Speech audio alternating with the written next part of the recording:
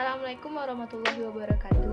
Perkenalkan, nama saya Adinda Kaulam, NIM 2104223. Kali ini saya akan memaparkan materi tentang peran pemerintah dalam perekonomian. Mari simak video berikut ini. Baiklah, materi kita kali ini yaitu peran pemerintah dalam sistem perekonomian. Yang pertama ada sistem perekonomian. Sistem ekonomi adalah istilah yang sudah tidak asing lagi. Setiap negara memiliki sistem ekonomi tersendiri. Penggunaan sistem ekonomi ini dipengaruhi oleh berbagai faktor, mulai dari ideologi hingga struktur ekonomi. Sistem ekonomi sarana di mana negara mendistribusikan sumber daya dan memperdagangkan barang dan jasa.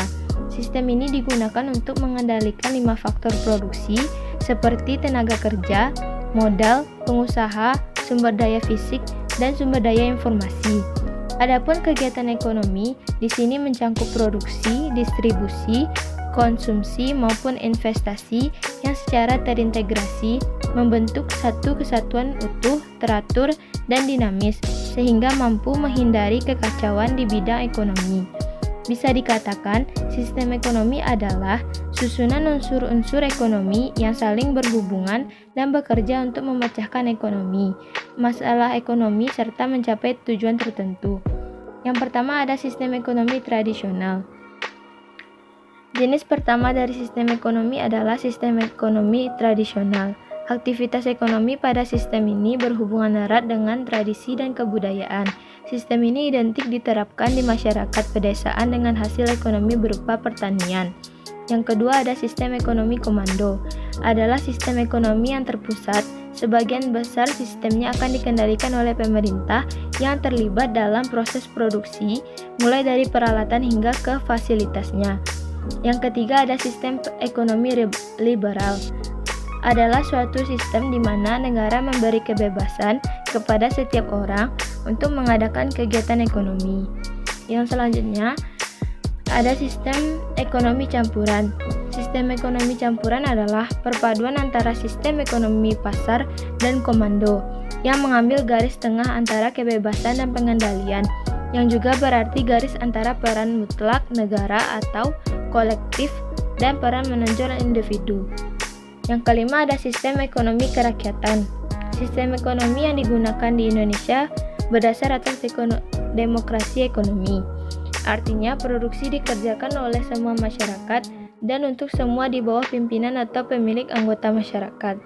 Kemakmuran masyarakatlah yang diutamakan, bukan kemakmuran orang seorang. Atau sistem ekonomi di Indonesia berdasarkan Pancasila, Undang-Undang 1945, serta GBHN. Sehingga disebut sebagai sistem ekonomi berdasarkan demokrasi ekonomi Pancasila. Selanjutnya, ada pelaku dalam perekonomian. Pelaku ekonomi adalah individu atau lembaga yang terlibat dalam proses kegiatan ekonomi. Kegiatan tersebut baik produksi, distribusi, maupun konsumsi. Terdapat beberapa pihak yang bisa disebut sebagai pelaku ekonomi. Dilansir dari situs Kementerian Pendidikan dan Kebudayaan Republik Indonesia, terdapat 4 pelaku kegiatan ekonomi, yaitu yang pertama, rumah tangga keluarga atau konsumen.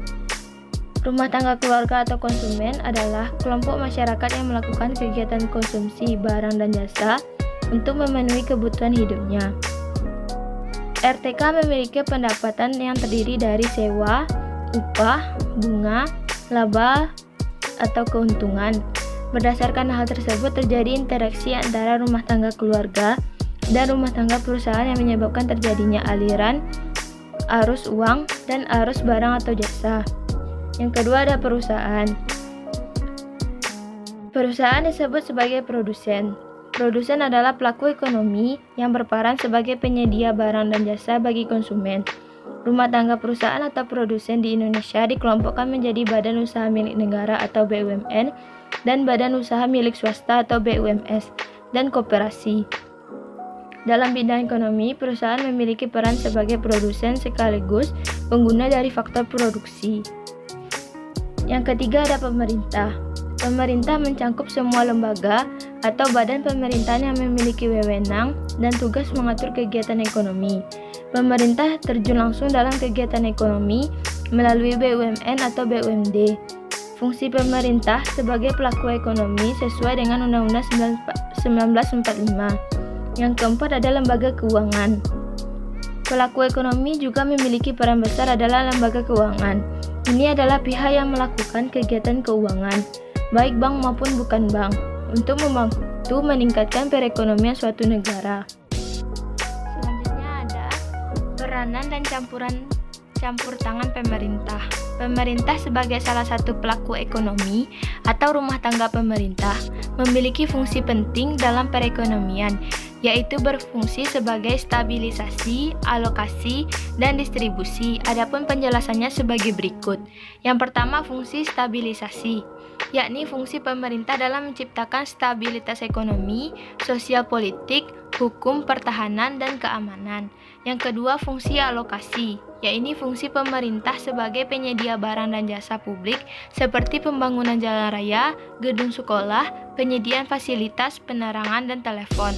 Yang ketiga, fungsi distribusi, yakni fungsi pemerintah dalam pemerataan atau distribusi pendapatan masyarakat.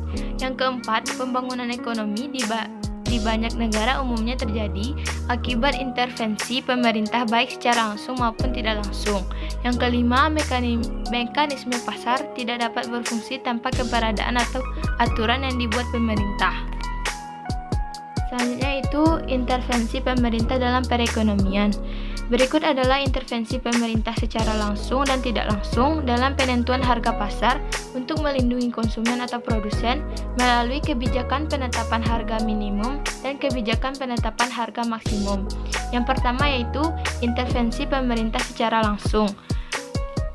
Ada dua bagian yaitu A. Penetapan harga minimum. Penetapan harga minimum atau harga dasar yang dilakukan oleh pemerintah bertujuan untuk melindungi produsen, terutama untuk produk pasar pertanian.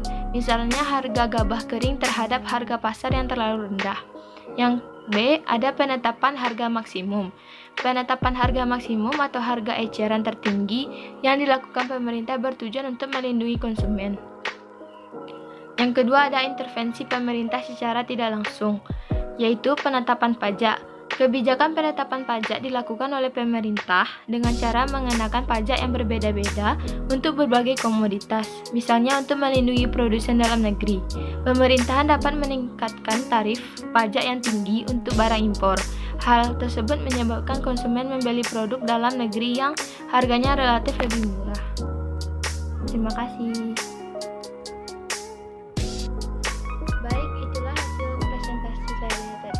Mudah-mudahan dapat bermanfaat bagi kita semua. Assalamualaikum warahmatullahi wabarakatuh.